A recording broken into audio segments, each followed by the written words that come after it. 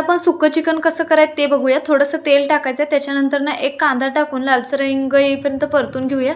त्याच्यानंतर ना खोबरं टाकूया, खोबरं पण भाजून घेऊया।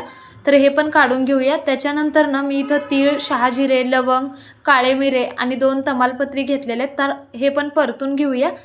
त्याच्यानंतर ना थोडंसं लसूण आणि थोडीशी कोथिंबीर घेतलेली आहे आणि बाकीचा मसाला घ्यायचा आणि थोडंसं पाणी ॲड करून बारीक पेस्ट घ्यायची। अर्धा किलो चिकनमध्ये लाल तिखट चवीनुसार, काळा मसाला, चिकन मसाला आणि मीठ, हळद लावून सर्व मिक्स करायचं आहे। फोडणीसाठी तेल टाकायचं आहे आणि त्याच्यामध्ये वाटलेला मसाला टाकून काळं तिखट, चिकन मसाला टाकून सर्व मिक्स करून घेऊया आणि मिक्स केलेलं चिकन टाकूया। तर अशा प्रकारे सर्व मिक्स करायचं आहे आणि त्याच्यावरती प्लेट झाकून याच्यावर पाणी ठेवून 2 ते 3 मिनिटाला मधून चेक करून 15 ते 20 मिनिटं हे चिकन शिजवून घ्यायचे।